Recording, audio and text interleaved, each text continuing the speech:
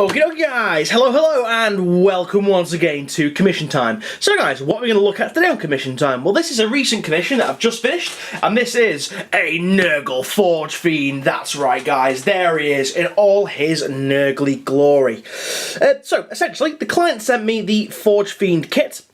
Semi-built, pretty much. It had the front two legs missing, and eventually I decided I wanted to try and put it rearing up on its hind legs so it was walking. But as the project progressed, and as I added more green stuff, it was increasingly more top-heavy, and it just didn't look like it could support its own weight on its hind legs, so I had to add these support tentacles here. Now these are just rolled up bits of green stuff with pearl barley in them, actually, to actually give them the rottenness and the tumory look to them.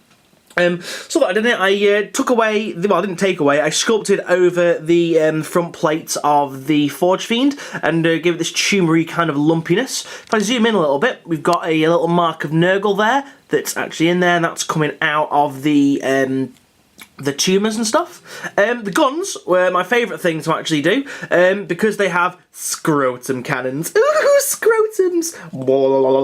But anyway, so they're basically scrotum guns. Left the back parts of the cannons off, and added these tubes here with this muscular kind of green stuff banding going around. That's on both sides. And then I was like, well, they need some kind of ammunition or something that looks like ammunition. So I decided to go for these kind of like scrotum-like things. And all I did was get some Fimo balls, bake them in the oven, and put them into the fucking pouch.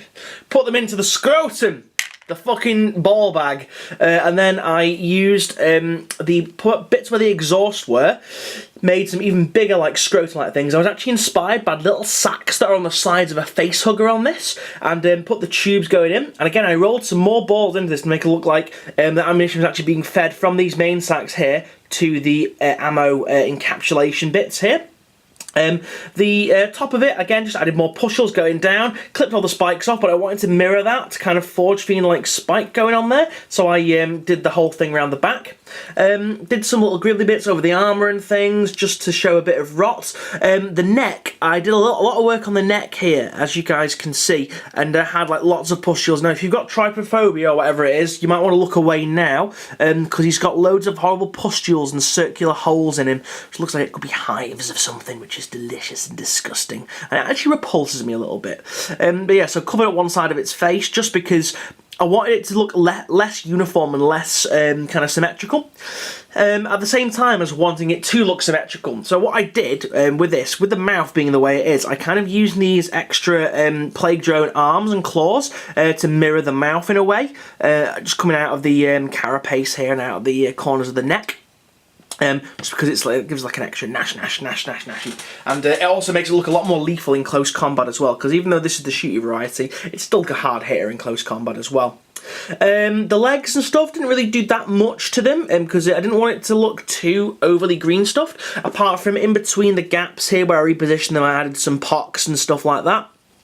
Yeah, I didn't do much to this. I was going to cut these cables off a little bit, and have this like green stuff, like I don't know, like excrement coming out, but I thought, nah, let's leave that.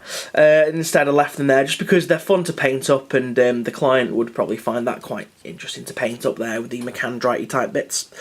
Lots of little holes and stuff. Let's just zoom in a little bit. So we've got like some holes here which can be painted up like lovely saws. Like these bits here, these were created by using polystyrene in the green stuff, dissolving the polystyrene out with polycement so it leaves a cavity, but you can play around with some like oozing pus and blood and guts and goo coming out. There's some hole here. Now this actually happened by accident, but I decided to leave it because I didn't want it to look too perfect.